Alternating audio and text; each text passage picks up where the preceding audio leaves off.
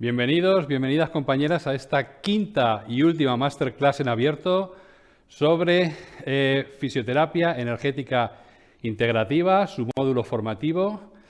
En este módulo primero vamos a terminar hablando del papel del fisioterapeuta en FEI. Ya lo hemos dicho en distintas ocasiones, la función y el papel y la orientación del fisioterapeuta es básica en el éxito o en el fracaso de nuestros tratamientos y por lo tanto vamos a desarrollar de manera amplia y dando bastantes puntos de vista y perspectivas sobre cómo mejorar nuestra práctica clínica. En este tema vamos a hablar, en primer lugar vamos a hacer una introducción sobre este papel del fisioterapeuta en la fisioterapia energética integrativa. Vamos a hablar brevemente del poder de la intención, al cual ya hemos nombrado. Vamos a hablar de la comunicación con el paciente, de la diferenciación entre el dolor y el sufrimiento y, por último, vamos a hacer una especial incidencia en el paciente como centro de su proceso. Bueno, en el primer punto vamos a hacer una introducción de la importancia, como digo, de la relación entre el fisioterapeuta y el paciente, que siento que muchas veces no es lo suficientemente ponderada y en cuanto, tanto en nuestra formación como muchas veces en nuestra actuación, vamos muy centrados en qué técnicas tenemos que emplear y ser muy sistemáticos y muy pocas veces creo que somos conscientes y tenemos que ser muy conscientes de que esa relación que establecemos con el paciente muchas veces es la clave de nuestro éxito y de nuestro fracaso. Y por lo tanto es algo que tenemos que trabajar de la misma manera que aprendemos herramientas de tratamiento, que aprendemos nuevos conceptos, es algo que tenemos que potenciar. Este punto introductorio en la fisioterapia energética integrativa, la relación que se establece entre el fisio y el paciente es un elemento central y de manera transversal hay que cuidarla y hay que estar permanentemente conscientes de la importancia de esa relación. Y algo que dijimos desde el primer momento es que es necesario desarrollar estas competencias específicas por parte de los fisioterapeutas. Es decir, no solo hacer procesos de formación en técnicas y en métodos, sino también mejorar, implementar nuestras capacidades personales de comunicación, de empatía, todas las capacidades que vamos a ir viendo en este tema pueden ser mejoradas y deben ser mejoradas en pos de una mejor calidad de nuestros tratamientos. Esto supone un poco un cambio de paradigma, porque siempre pensamos en formación y en mejoras a través de las técnicas y nunca pensamos que nosotros, el cambio nuestro interno y el cambio en nuestra capacidad de mejorar la relación con el paciente también es mejorar el éxito y la calidad de los tratamientos. El punto de partida inicial es fundamental y es tener una vocación de servicio y sentir que lo que estamos es colaborando en la mejora de la salud y en el tratamiento de las enfermedades de los pacientes desde una vocación de servicio. Y eso creo que es fundamental. En el momento en que a eso se superpone o más bien se colapsa por otro tipo de aspectos económicos, temporales, pues creo que estamos haciendo un flaco favor si no ponemos la energía y esta vocación de servicio como punto esencial y punto de partida fundamental. En ese sentido, tenemos que trabajar sobre tres aspectos importantes. Por un lado, mejorar el conocimiento de la realidad y del mundo, eso va vinculado a un mayor conocimiento de la salud, de la enfermedad, lo que estamos diciendo de formación en cuanto a técnicas, método de fisioterapia, pero también tenemos que trabajar sobre el análisis de la realidad, es decir, tenemos que trabajar sobre quién analiza esa realidad que somos nosotros y, por lo tanto, toda mejora y desarrollo personal nuestro va a contribuir a esa mejoría de la calidad del tratamiento. Y, por último, entre el conocimiento del mundo y de la realidad y nosotros siempre hay un modelo mental que es propio nuestro y que también, sobre el que también tenemos que trabajar. De tal manera que tenemos que cambiar la perspectiva solo de trabajar en el conocimiento de la realidad para mejorar nuestra atención y suplementar dos cosas más. trabajar sobre nuestra persona, sobre el que conoce, y trabajar sobre el modelo mental a partir del cual analizamos la realidad. Es decir, ampliar mucho más todo lo que influye en un tratamiento. No es solo, repito, nuestra capacidad profesional en cuanto a formación específica, sino también las mejorías que tengamos nosotros y el modelo mental sobre el que estemos trabajando. Hay un libro de Miguel Ruiz que habla de los 4 principios de la sabiduría tolteca que me parecen maravillosos para ser aplicados a nosotros con nuestro trabajo como fisioterapeutas. Estos 4 acuerdos, estos 4 principios, dice el primero, sé impecable con la palabra. El primer elemento que tenemos para tener credibilidad y generar confianza es siempre ir con la verdad por delante a nuestros pacientes. Si tenemos incertidumbre, no podemos revestirla de certidumbre. Si tenemos que derivar a otro compañero o compañera porque creemos que va a poderle tratar mejor, no hay ningún problema por eso. Nunca caer en la mentira ni nunca caer en la falsa realidad.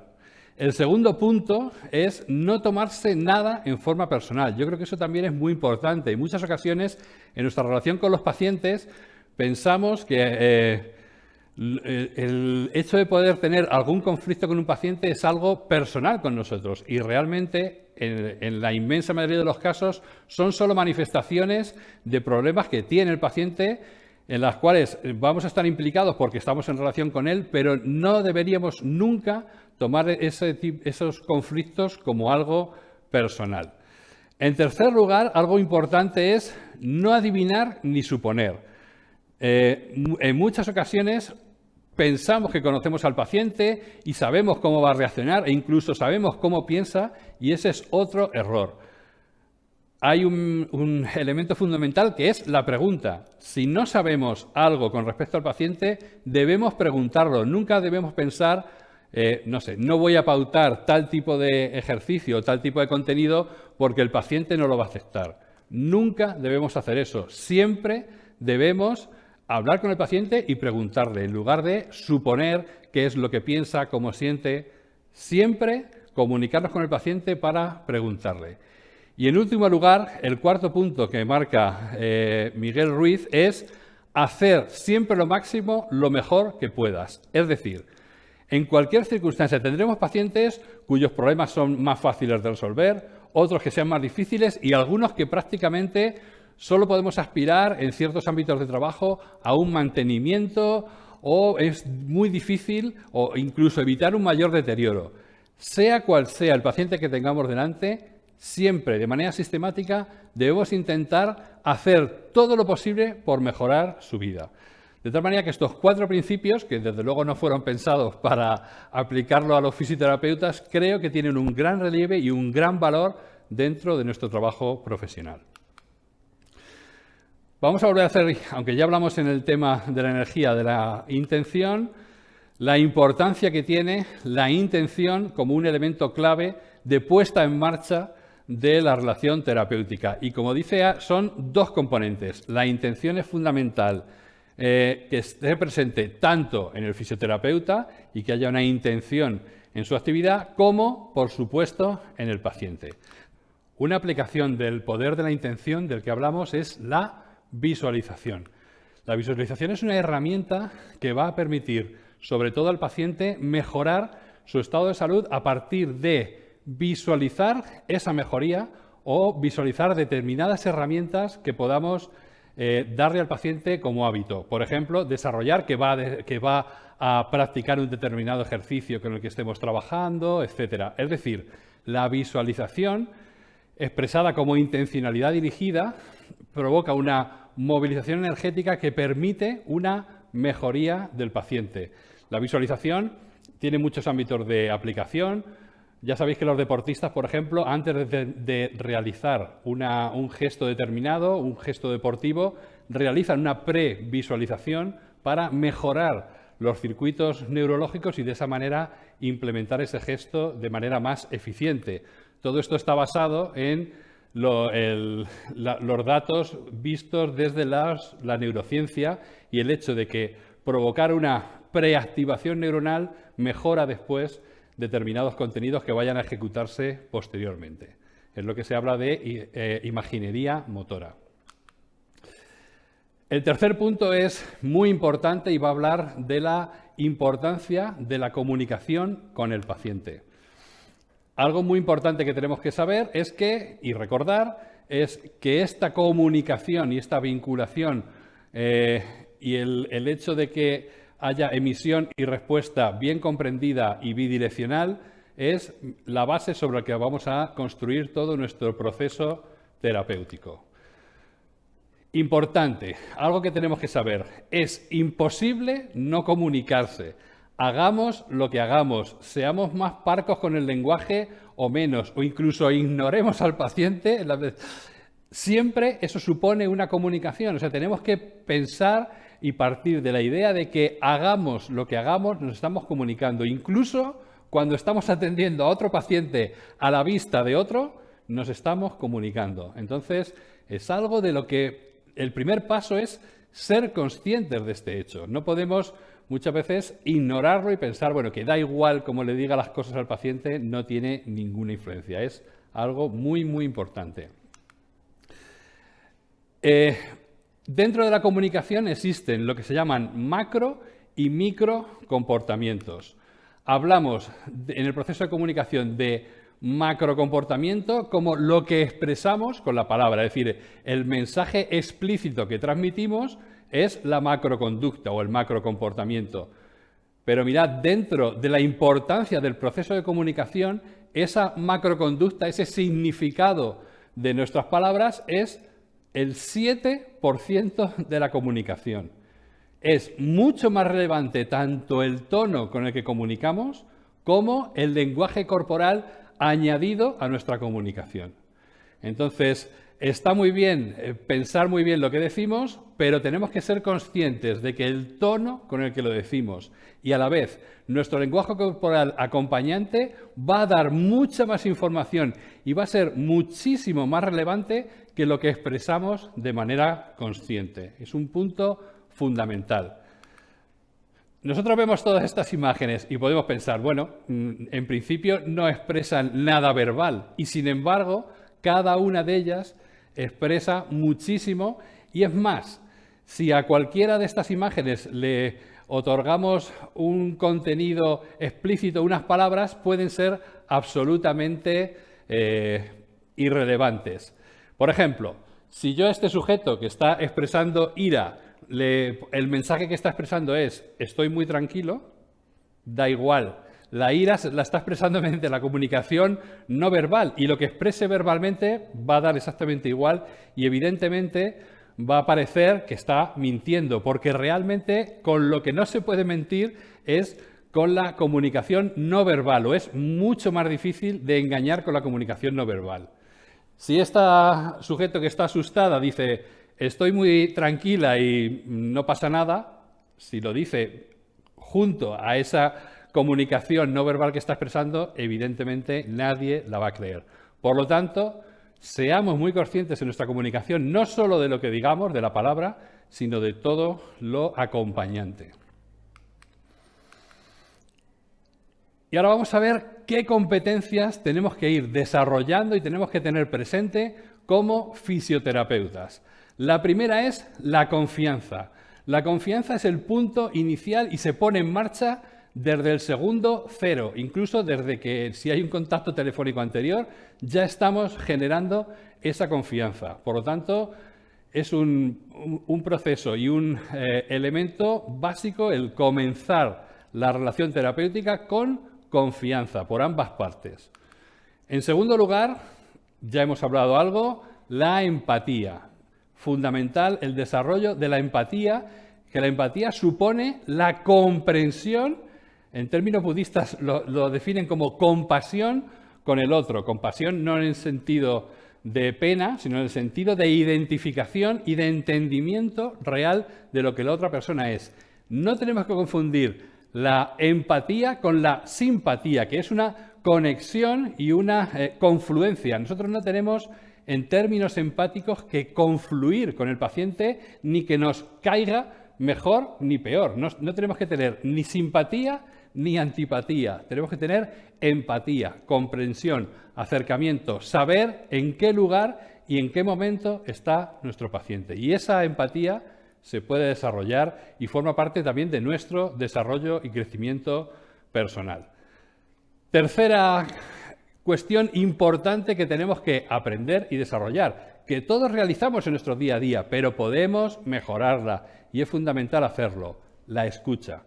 Se definen 4 niveles de escucha, desde la escucha superficial, la participativa, un grado mayor sería la atenta, y la escucha completa figura en mayúsculas porque es la que siempre deberíamos tener con nuestros pacientes.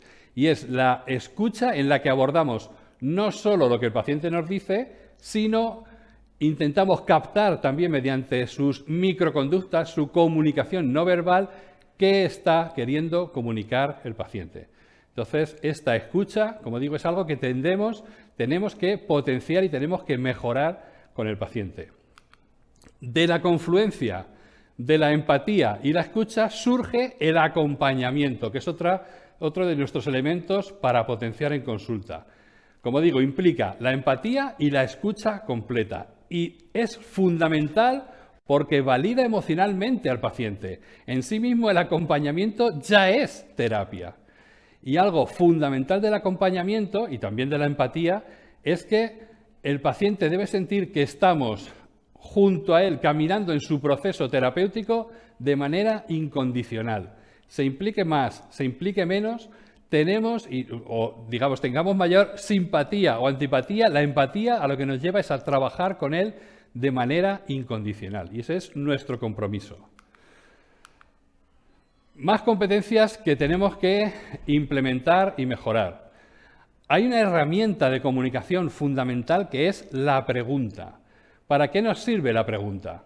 Nos sirve en el caso de hacer preguntas significativas y en momentos concretos y determinados a los pacientes, nos puede servir para que el paciente reflexione sobre alguna motivación o algún hábito o algún comportamiento que puede estar afectando a su salud.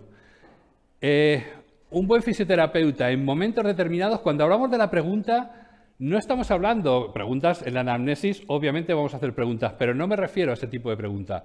Me refiero en el transcurso del tratamiento, según la comunicación que vamos teniendo con el paciente, muchas veces vemos la oportunidad de hacerle un planteamiento en forma de un cuestionamiento, una pregunta que permita que el paciente reflexione sobre sí mismo y mejore o entienda a partir de esa comprensión su estado de salud o sus problemas. De tal manera que es algo que también puntualmente puede ser una estrategia de comunicación maravillosa y que induce a la introspección al paciente. Más elementos de comunicación. Algo importantísimo es estar presente.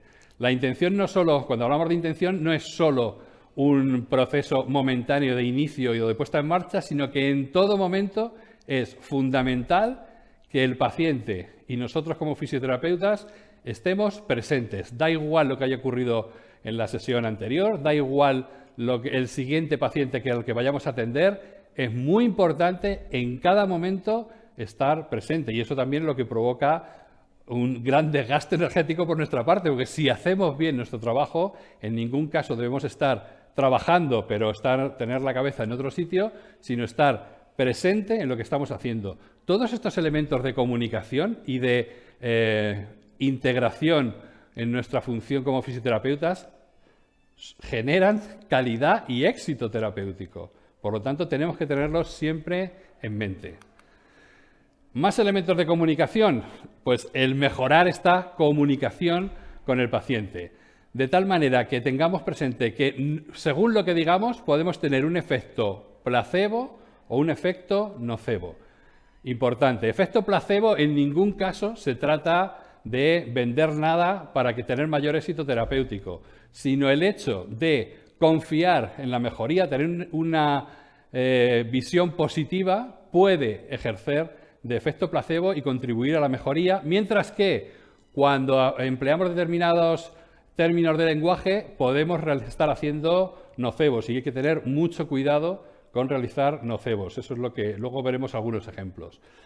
En cuanto al efecto Pigmalión, no sé si conocéis, el efecto Pigmalión lo que habla es de que nuestras expectativas sobre el éxito de otra persona generan que ese éxito se produzca o no. Si a alguien le decimos, voy a poner un ejemplo, estamos en consulta y vamos a plantear un ejercicio con un paciente. El mismo ejercicio y el mismo paciente. Si yo le digo, te voy a plantear un ejercicio, pero es muy probable que no lo vayas a poder hacer porque quizá no estás preparado, es muy difícil. O el mismo ejercicio, el mismo paciente, si yo le digo, te voy a plantear un ejercicio que ya verás, lo vas a poder hacer muy bien. En el primer caso es muchísimo más fácil que no lo haga y en el segundo caso es muchísimo más fácil que sí lo realice. Es decir, la expectativa previa que generemos en el paciente por efecto Pigmalión es algo que tenemos que manejar. Entonces, siempre plantear expectativas positivas y de confianza en el éxito terapéutico con el paciente. Otro elemento de la comunicación, el proceso final, que es el feedback. Cuando nosotros vamos realizando una serie de estrategias terapéuticas, el paciente también trabaja en casa, es fundamental siempre dar un feedback positivo al paciente.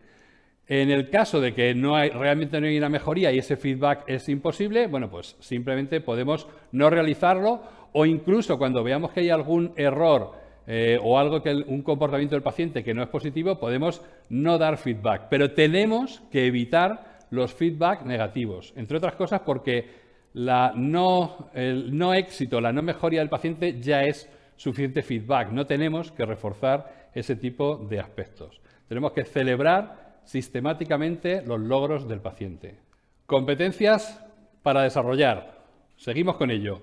La siguiente de la que vamos a hablar es el liderazgo. Nosotros como fisioterapeutas, como profesionales, tenemos que liderar el proceso terapéutico sin que en ningún caso eso implique que vamos a dirigirlo en forma de ordeno y mando y sin tener en cuenta las preferencias, las expectativas del paciente. Pero sí es importante que ese proceso sea liderado por nosotros, que somos los profesionales.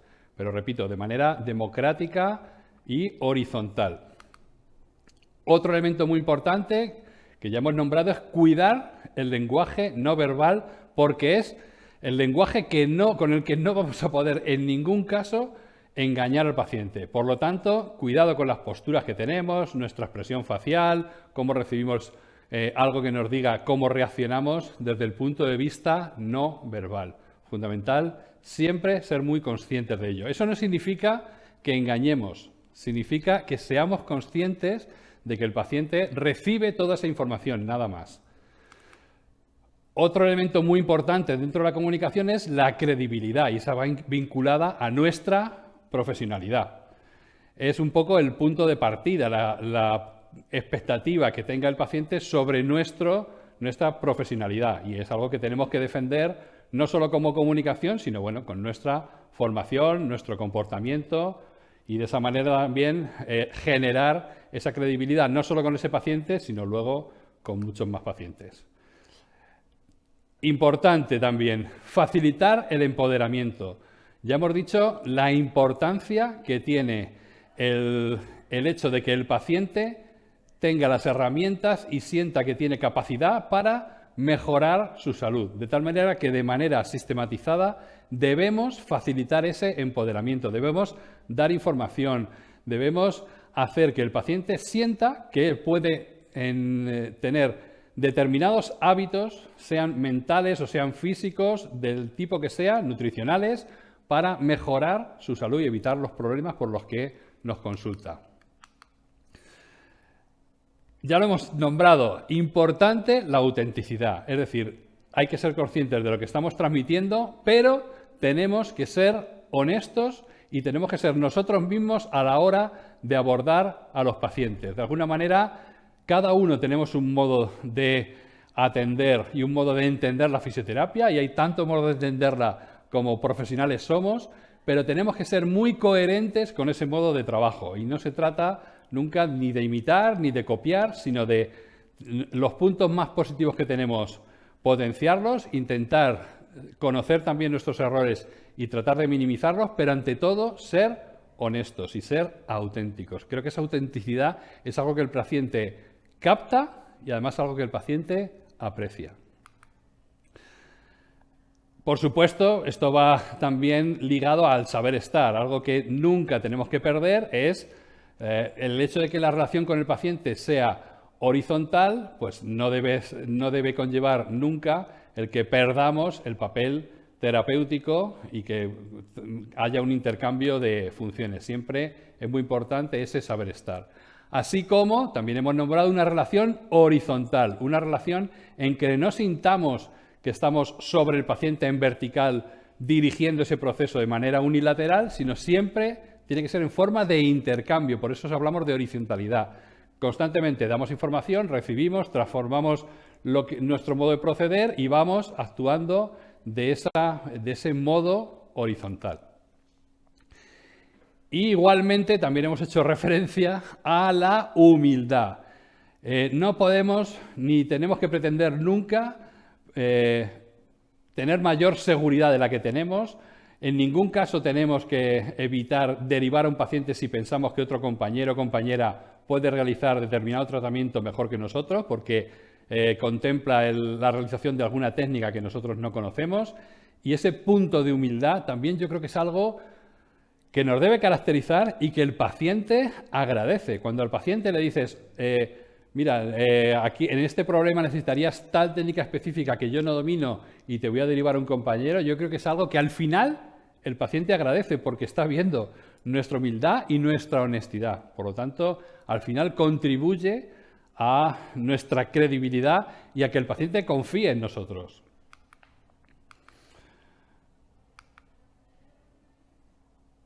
También hemos hablado de este elemento, el positivismo. Tenemos que tener una mentalidad siempre positiva y de avance con respecto al paciente. Los avances nunca son lineales, sino que, bueno, pues hay momentos en que el paciente avanza más, hay momentos en los que el paciente retrocede, pero siempre tenemos que dar la sensación y siempre tenemos que tener el impulso de que todo va a ser positivo, sea cual sea el resultado del proceso, intentar generar esta positividad.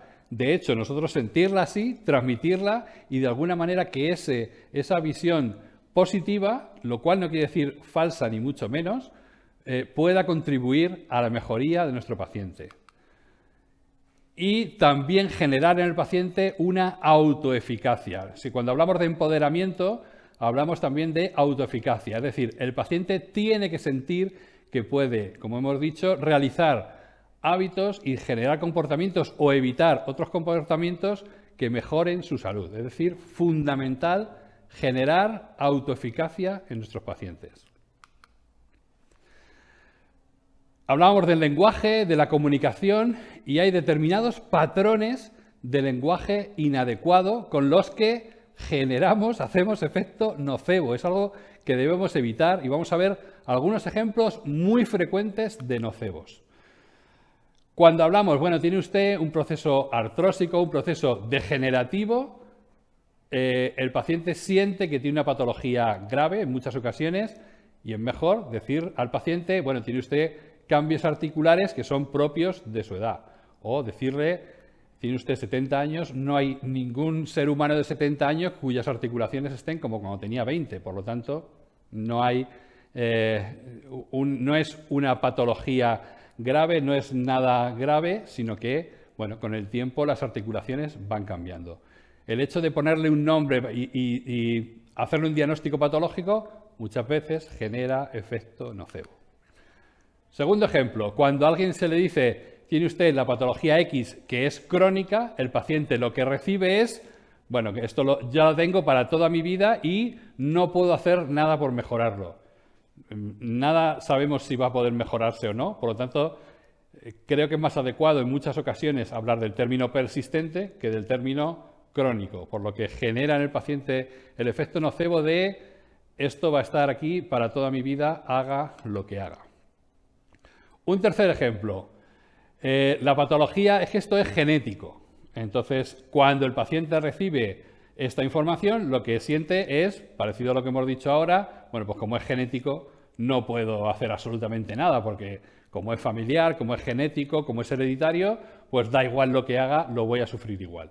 Eso es un error. Es mucho mejor informar al paciente de que Lo genético es una influencia, es una tendencia a.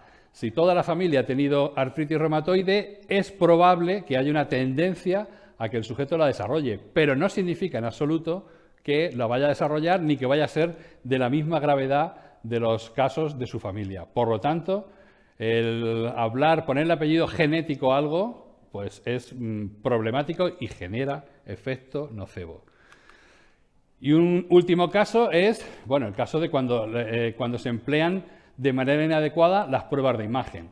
Entonces, se hace una radiografía, una resonancia de la zona dolorosa y ahí, normalmente es el médico quien lo hace, pero también lo podemos hacer nosotros, se ve cuál es la alteración y además se le indica muy bien al paciente es que aquí lo que se ve es que hay, lo que sea, un pico de loro, aquí se ve una protrusión discal y a partir de ahí al paciente lo que le estamos transmitiendo es, bueno, como eso está ahí, es anatómico y es estable, pues toda tu sintomatología va a seguir siendo estable, porque como eso no lo vamos a eliminar estructuralmente, ese es otro efecto nocebo, porque sea cual sea la alteración anatómica que haya, siempre la situación del paciente es mejorable.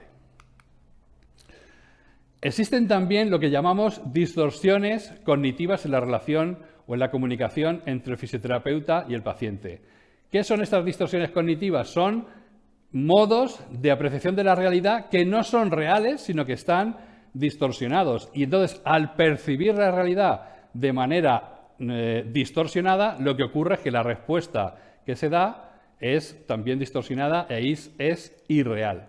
Y estas distorsiones también tenemos que conocerlas para tratar de evitarlas. Distorsiones. Vamos a señalar 5. La primera, el filtro mental. Es decir, el percibir dentro de una situación, potenciar y percibir mucho más los aspectos negativos que los aspectos positivos. Eso es un filtro mental que, por desgracia, suelen tener mucho más los pacientes y que además está estudiado que es muy propio del ser humano, el percibir, sobredimensionar lo negativo y infradimensionar lo positivo. Es decir, muchas veces cuando una dolencia al paciente le impide hacer una cosa, se centra en eso que no puede hacer y, sin embargo, es mucho menos consciente de la multitud de cosas que puede seguir haciendo. Otra distorsión cognitiva son las etiquetas, es decir, vamos a hacer una generalización muy sencilla, en lugar de tomar un fenómeno con toda su complejidad, vamos rápidamente a etiquetar y de esa manera el proceso mental es mucho más sencillo. Las etiquetas son una generalización muy negativa y tendemos, si no nos resistimos a ellas, todos caemos, de tal manera que muy rápidamente podemos catalogar a un paciente como, bueno, este paciente es el típico que se queja mucho, o este paciente es que es muy sensible al dolor, o este paciente es de los que luego no trabaja en casa, o etcétera, etcétera. Tenemos que huir de este tipo de etiquetas porque cada sujeto, en función de la interacción con el fisioterapeuta y de cómo se va desarrollando un proceso, va a tener una respuesta. No tenemos que anticiparnos a la respuesta que podamos conseguir. Por lo tanto, este es un fallo cognitivo que tenemos que tratar de evitar. Otra distorsión cognitiva es la lectura mental, lo que hemos dicho de los 4 acuerdos. Bueno, el intuir a través de nuestra experiencia, bueno, yo ya sé cómo el paciente piensa y a partir de ahí no tengo nada que preguntarle, simplemente yo ya hago una generalización, una intuición y directamente voy a actuar en función de lo que yo creo que el paciente piensa. No, tenemos simplemente que asegurarnos de realmente cuál es su pensamiento y actuar en torno a eso. Otra distorsión cognitiva es el control por exceso. ¿Qué es el control por exceso? Pensar que en el proceso de tratamiento tenemos todo bajo control y que todo depende de hacer las cosas bien o las cosas mal. Es decir, una versión muy mecanicista sobre un tratamiento de fisioterapia. Pensar, bueno, si yo he hecho ya un buen diagnóstico, si aplico esta técnica, esta, y el paciente contribuye con tal hábito implementado, todo tiene que ir bien. Y controlo todos los factores, pues ya está, punto y final. Eso es una distorsión cognitiva por exceso, porque siempre hay factores que no controlamos, que no conocemos y que tenemos que pensar que hacemos lo posible por conseguir éxito terapéutico, pero siempre hay una indeterminación.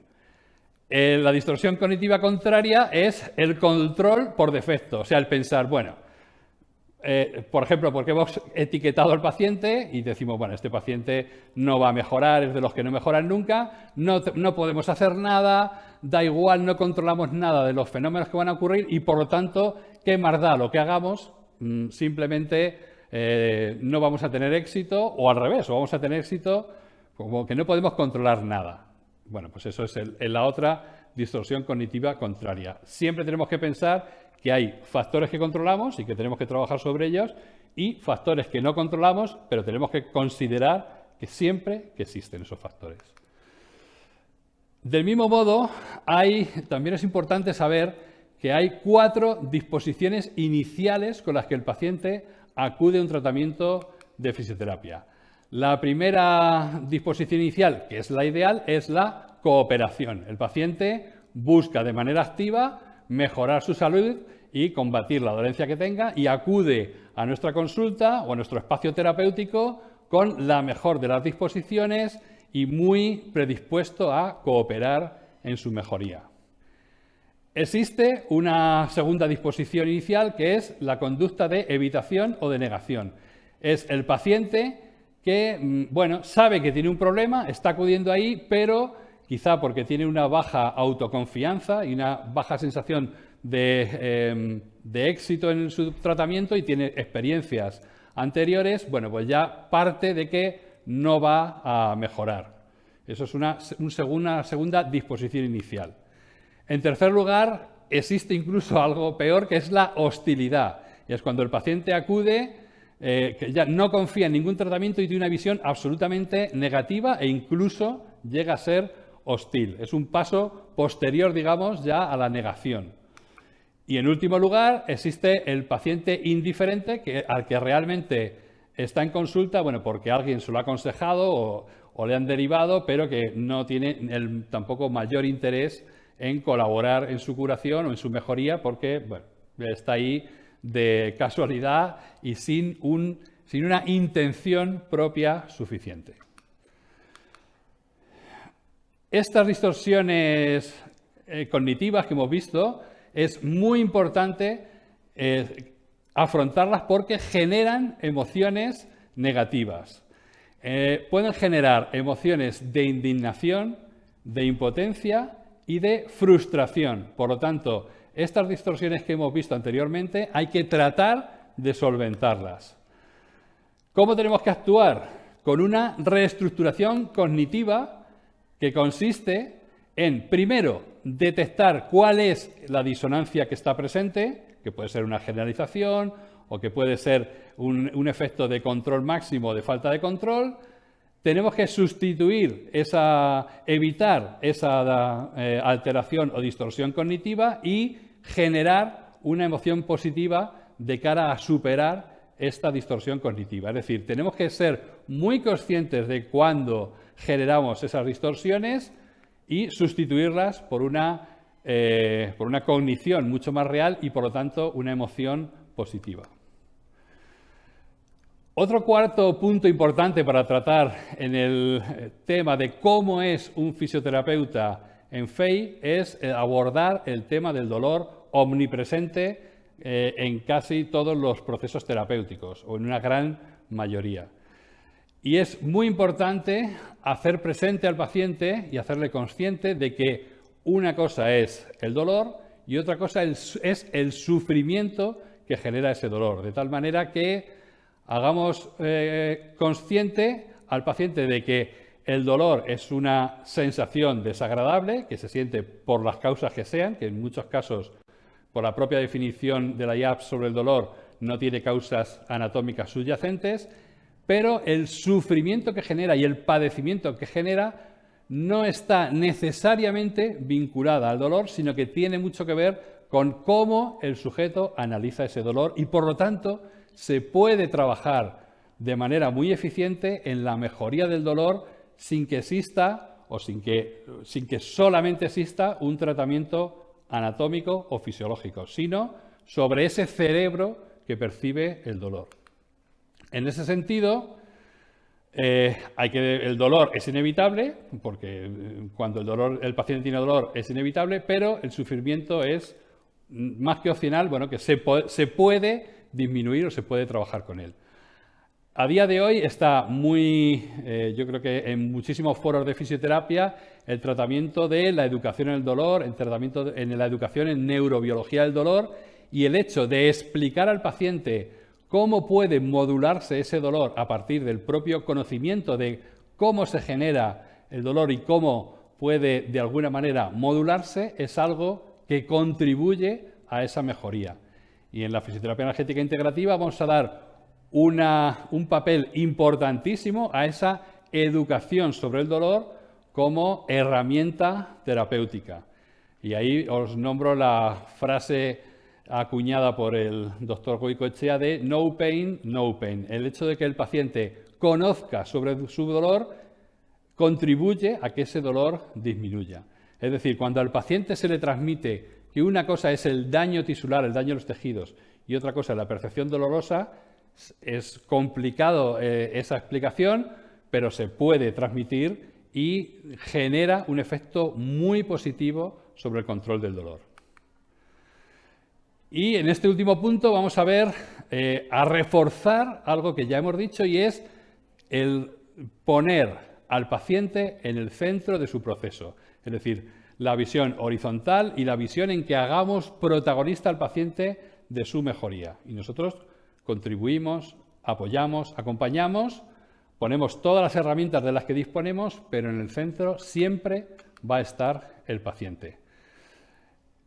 Esta imagen es muy sugestiva de el hecho de que cuando alguien juzga a esta persona qué bien está y se le envidia porque bueno, tiene 70 años y tiene una actividad física muy relevante y no tiene padecimientos, bueno, pues eso es lo que se ve, pero debajo de eso hay muchísima actividad y muchísimas cuestiones que tal vez no se vean, como es esfuerzo, constancia, los cuidados diarios, hábitos que son favorables a la salud, desechar hábitos tóxicos y eso durante muchísimo tiempo. De tal manera que la parte sumergida del iceberg es enorme, realmente no se ve y solo vemos, bueno, el fruto final que es que el sujeto está muy bien. Pero tenemos que hacer muy conscientes, también lo hablamos con la imagen del árbol, lo que son sus raíces y lo que son las ramas, las hojas y los frutos.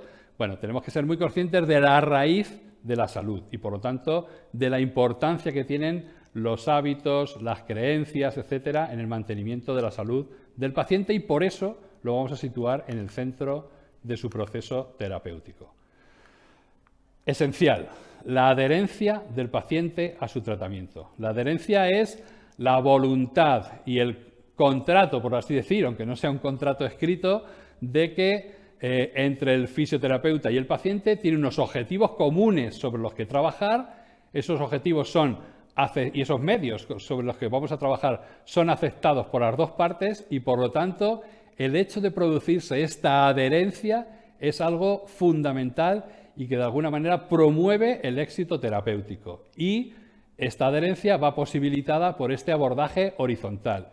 En el momento en que nosotros planteamos unos objetivos y técnicas de tratamiento sin contar suficientemente con lo que el paciente nos indica, ese planteamiento vertical genera una menor adherencia. Entonces es fundamental trabajar con el paciente en horizontal para fomentar la adherencia y, por lo tanto, el éxito terapéutico. Cuando pensamos en objetivos terapéuticos, se habla de la formulación SMART 3P, en que la formulación de objetivos tiene que pasar por las siguientes características. Que sea un objetivo específico, nunca un objetivo puede ser mejora de la salud o incluso reducción del dolor, sino reducción del dolor de un grado 7 a un grado 4. ¿Vale? Siempre hay que especificar y hacer específico el objetivo. Por tanto, tiene que ser medible, que sea alcanzable, no podemos plantear objetivos inalcanzables, porque eso evidentemente va a contribuir de forma negativa a su consecución, de forma realista y de forma temporizada. También es importante aproximadamente pautar en cuánto tiempo se pueden conseguir esos objetivos. Esa es la base de la generación de objetivos y además tenemos 3 elementos más, que es lo que decimos de las 3P. El objetivo tiene que ser planteado en primera persona, nunca un objetivo puede ser vinculado a que otra persona haga algo o deje de hacer algo, sino que el objetivo tiene que ser planteado en primera persona, siempre en una dirección positiva y siempre en tiempo presente. Esos son los objetivos formulados en la mejor manera posible.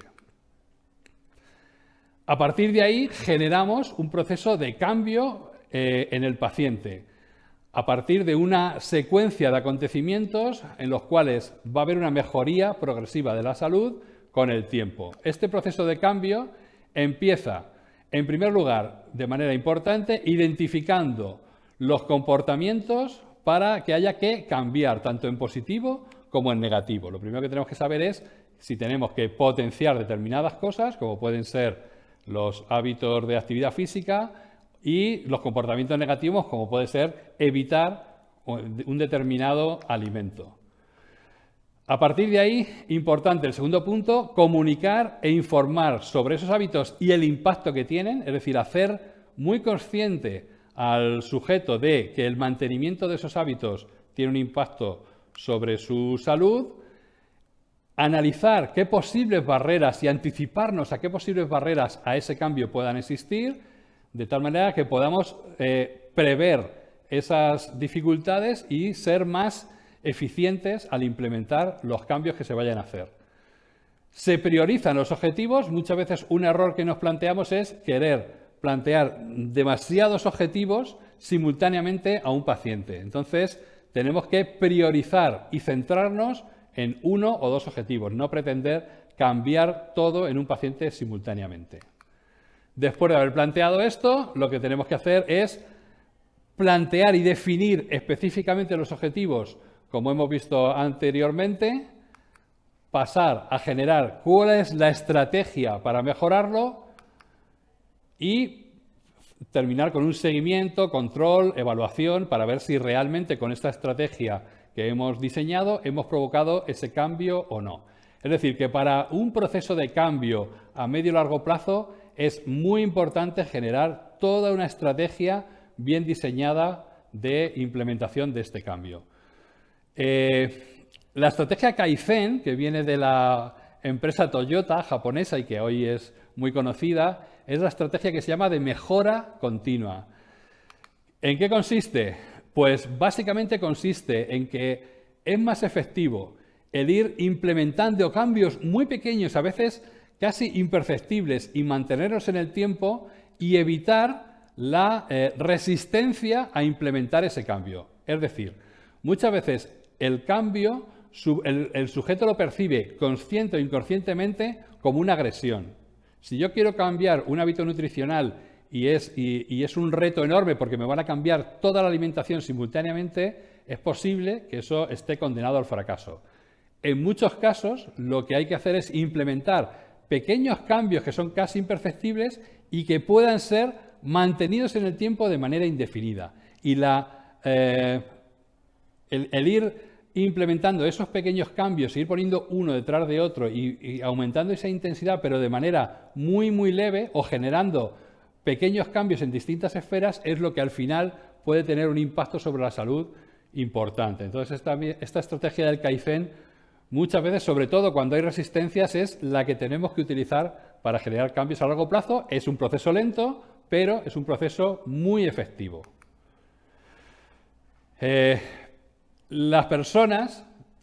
Tenemos que partir de que las personas tienen todos los recursos para generar esos cambios y alcanzar sus objetivos. Solo tenemos que implementarlos, ayudarles a conseguir esos cambios y que al final estamos hablando tanto de cambio porque es importante no solo resolver un problema puntual, sino si vamos a trabajar sobre las raíces, al final tenemos que provocar cambios que supongan un impacto en la salud. Como dice Henry Ford, tanto si crees que puedes conseguir algo como si crees que no, en ambos casos tiene razón, lo cual hace relación a lo que hemos hablado del efecto Pigmalión. Si pensamos que algo se puede conseguir, estamos mucho más orientados a, de hecho, poder conseguirlo. Con esto, compañeros, compañeras, terminamos el módulo 1 de la formación de fisioterapia energética integrativa. Hemos visto en 5 masterclass los elementos básicos, genéricos y conceptuales de lo que es la fisioterapia energética integrativa, y de este modo te invito a que participes en el resto de formación.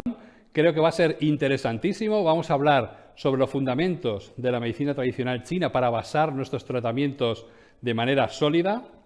Vamos a hablar de la anatomía energética, la circulación energética de los meridianos y la localización de los puntos principales de acupuntura.